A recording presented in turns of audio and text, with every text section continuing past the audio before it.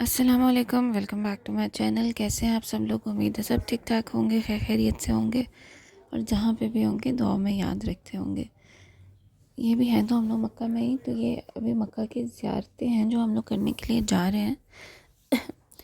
जब हम लोग ज़ियारतों के लिए जा रहे थे तो हम लोग ने कुछ ज़्यादा इतना सर्च नहीं किया था ज़ियारतों से रिलेटेड कि कौन कितना चार्ज करता है, हम लोग किस किस जगह पे जा रहे हैं और जहाँ पे हम जा रहे हैं वहाँ पे हम लोग किसी और कन्वेंस के ज़रूर जा सकते हैं या नहीं।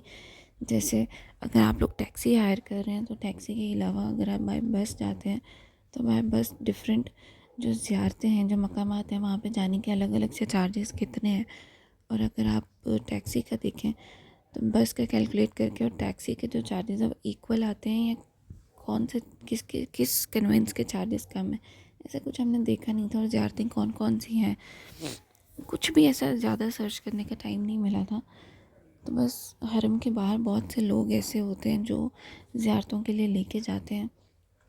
आप जैसे ही हरम से बाहर निकलते हैं तो मेन पे ही जहाँ पे बस स्टॉप है और जहाँ पे आके ड्रॉप करते हैं, होटल से जो बसेस आती हैं वो जब आके ड्रॉप करते हैं तो वहाँ पे बहुत से लोग खड़े होते हैं।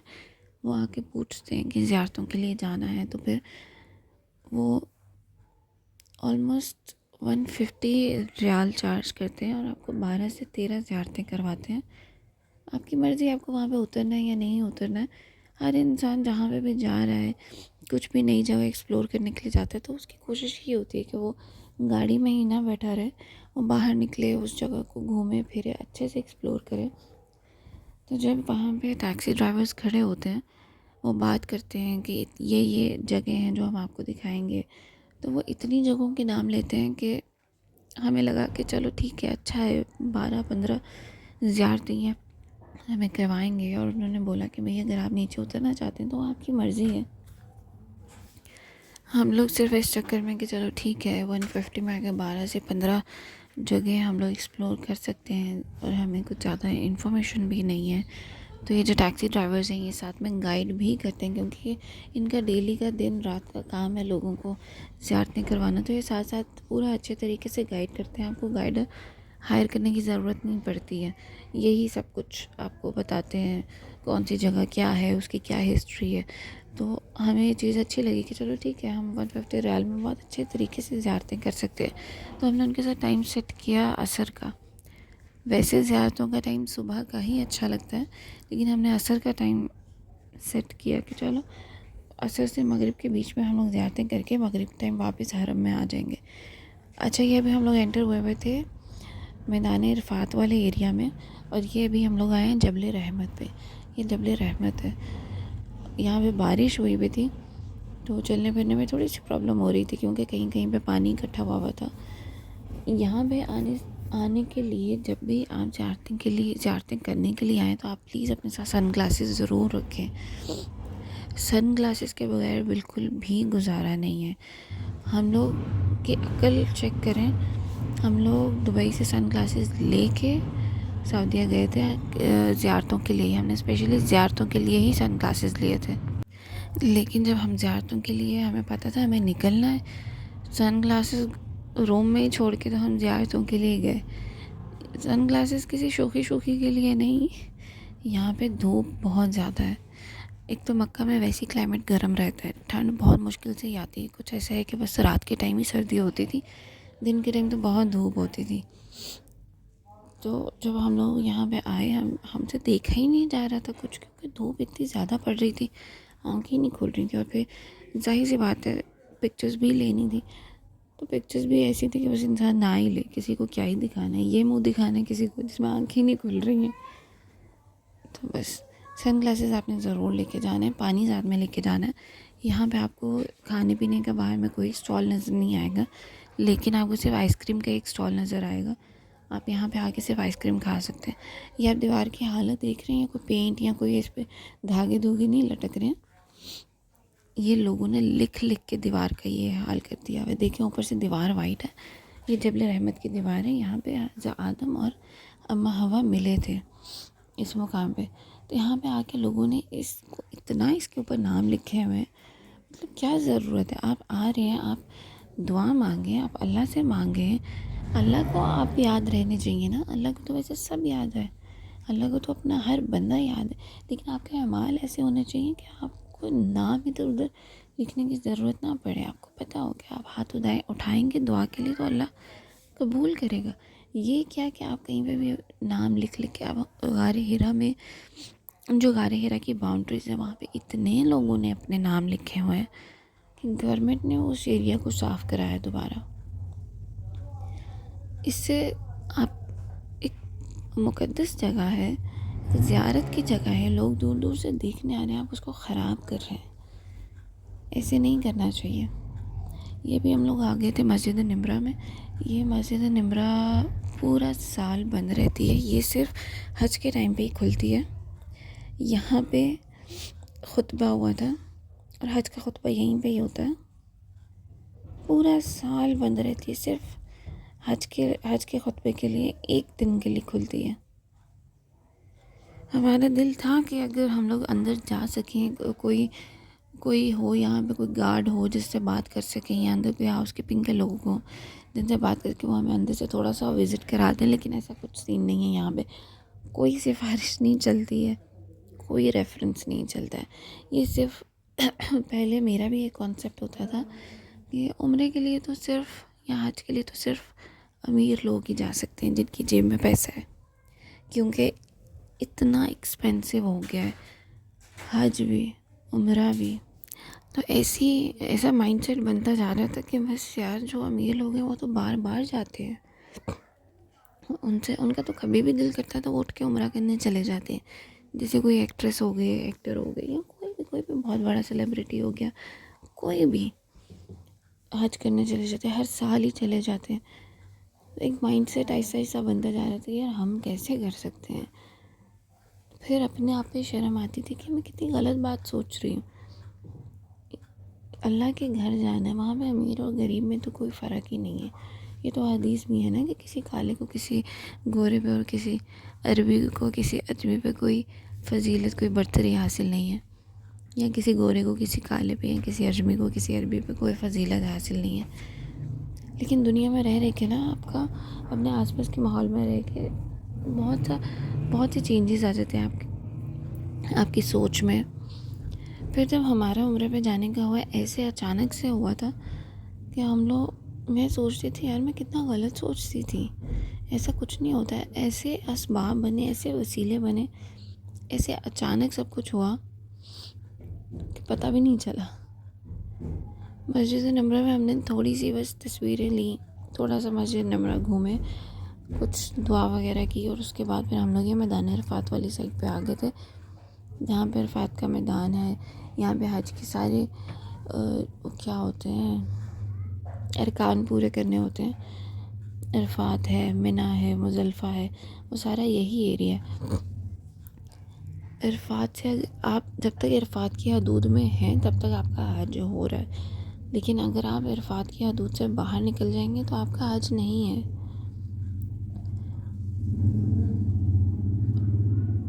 ये सारा हज का एरिया है। यहाँ पे अभी ऐसा कुछ कैंप वगैरह नहीं लगे हुए हैं, लेकिन हज के टाइम में यहाँ पे बहुत क्राउड होता है, यहाँ पे कैंप्स लग जाते हैं। लेकिन मिना में तो नहीं कैंप वगैरह लगते, वहाँ पे तो आपको खुले आसमान के नीचे टाइम गुजारना होता है।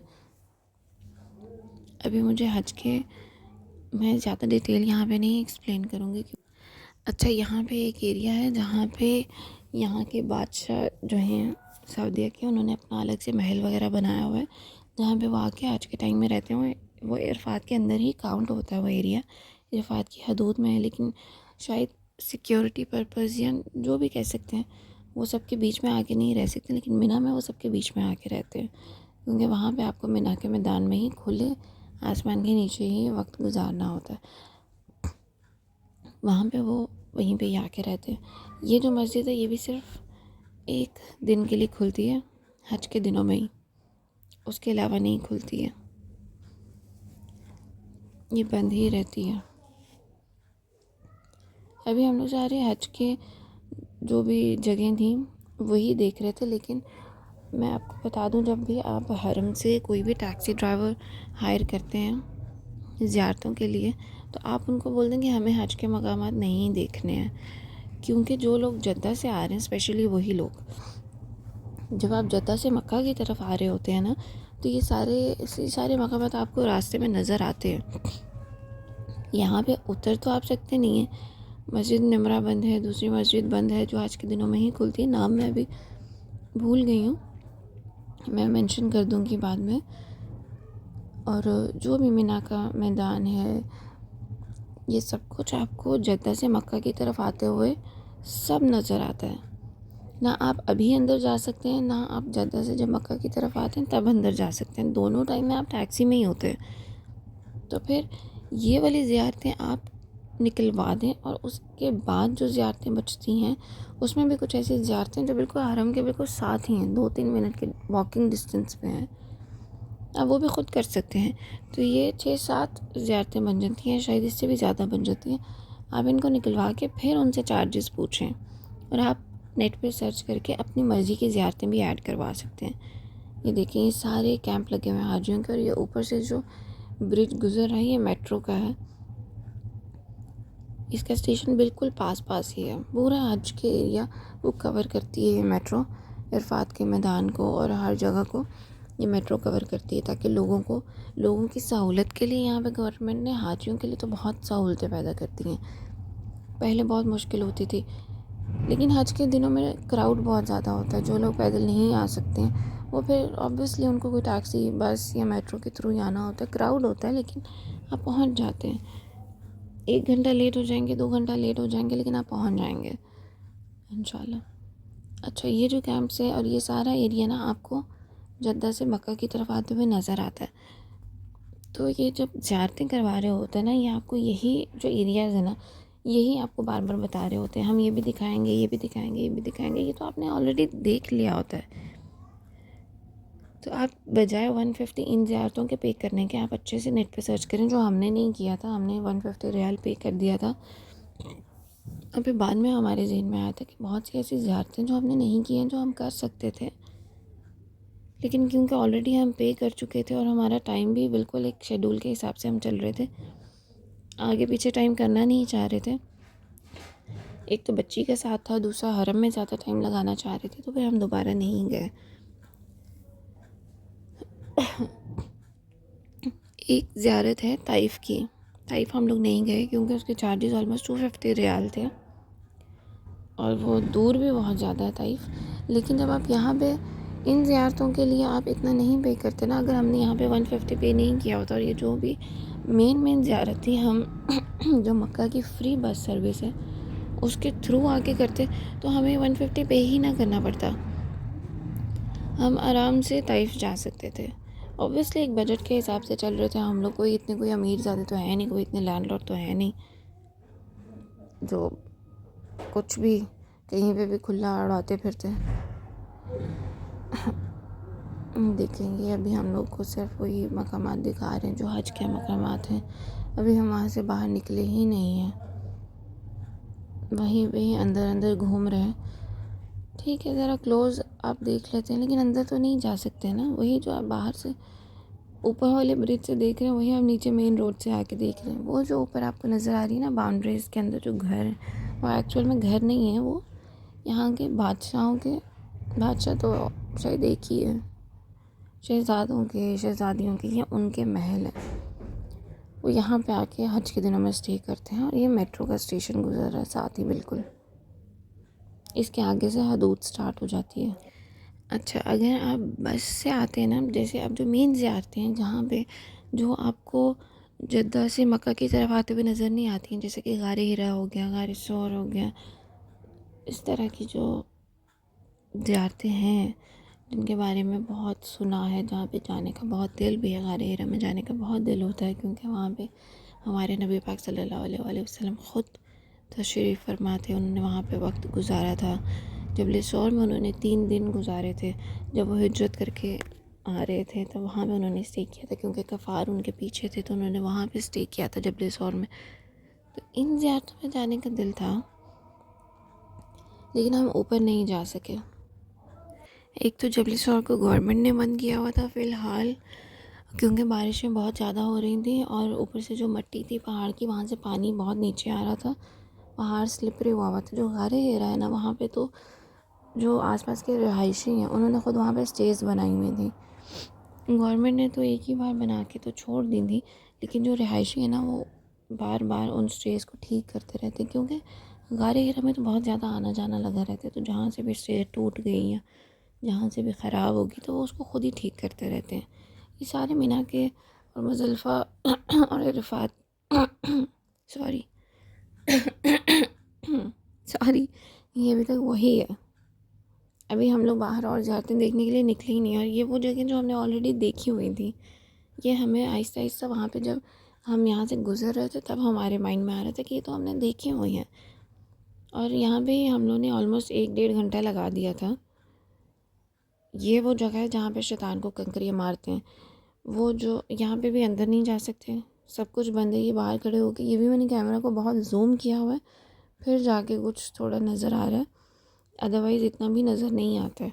वो जो थोड़ा सा बना हुआ है ना शेड, उसके अंदर शैतान का वो बना हुआ है पिलर सा, उसको कंकरियाँ मारते हैं। मैंने बहुत जूम करके उसको कैप्चर करने की कोशिश की थी कि कुछ नज़र आ जाए, अब पता नहीं नज़र आता है ठीक से कि नहीं। ये जो स्क्वायर स्क्वायर से बने हुए हैं ना, इसको कंकरियाँ मारते हैं। फिर हम लोग वहाँ से भी चल पड़े। ये गारे हीरा है, ये गारे हीरा का पहाड़ है। यहाँ पे जाने के लिए फिर हम लोग निकल आए थे। अब मुझे ऐसे लग रहा था जैसे मेन ज़ियारतें शुरू हुई हैं, क्योंकि मुझे गारे हीरा देखने की एक्साइटमेंट थी। हम लोग घर से डिसाइड करके आए थे कि अगर हमसे जाया गया तो हम पूरी कोशिश करेंगे ऊपर जाने की, और अगर नहीं जाया गया तो फिर जो अल्लाह पाक का हुक्म, क्या कर सकते हैं।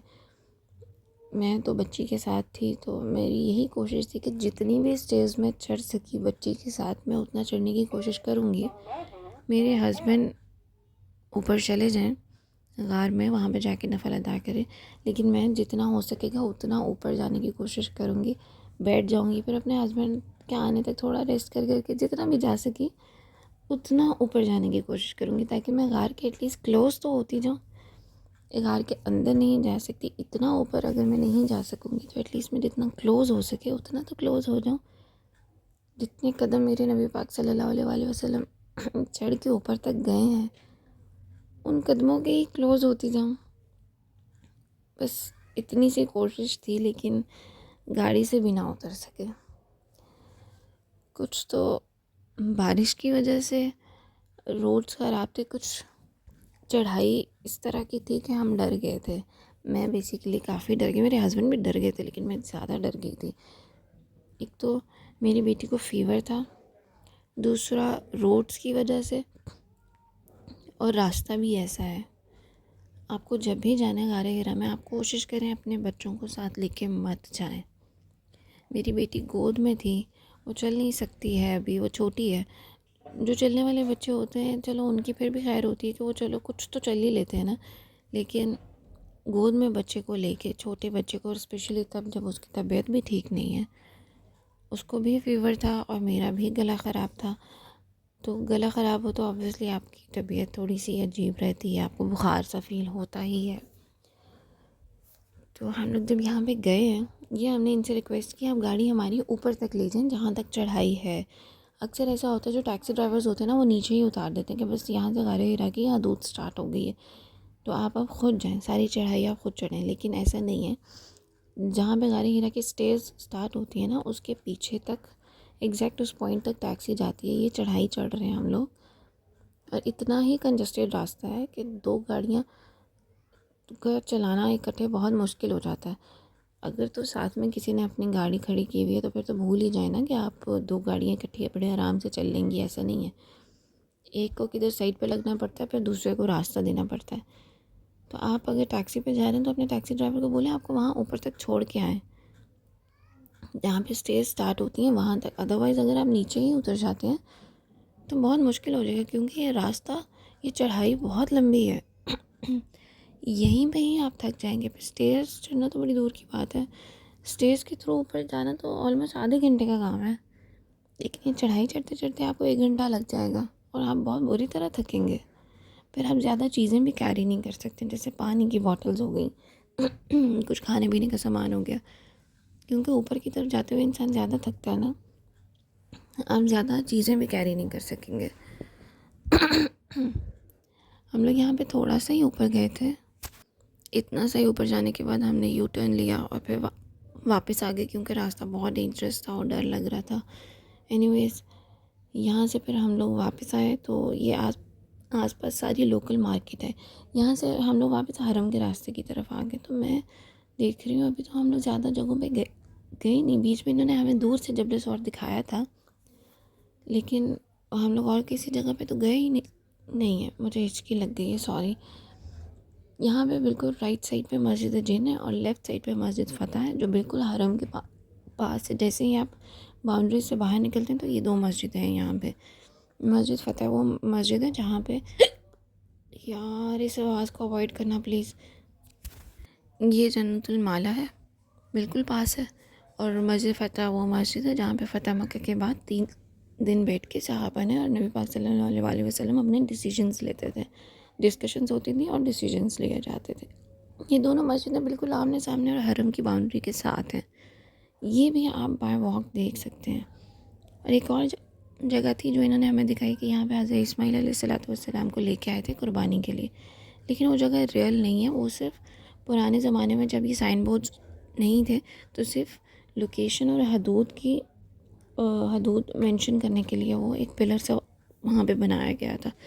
वो सही ज़ियारत नहीं है, वो बस ऐसी लोगों की बनाई हुई बात है।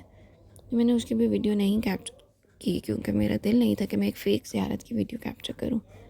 और हम ये हरम आ गए। मुझे और बात करनी थी ज़ियारत के बारे में, लेकिन फिर कभी से कभी वीडियो बहुत लंबी होगी। प्लीज़ चैनल को सब्सक्राइब कीजिएगा, वीडियो को लाइक शेयर कमेंट कीजिएगा। मिलते हैं अगली वीडियो में। खुदा हाफ़िज़।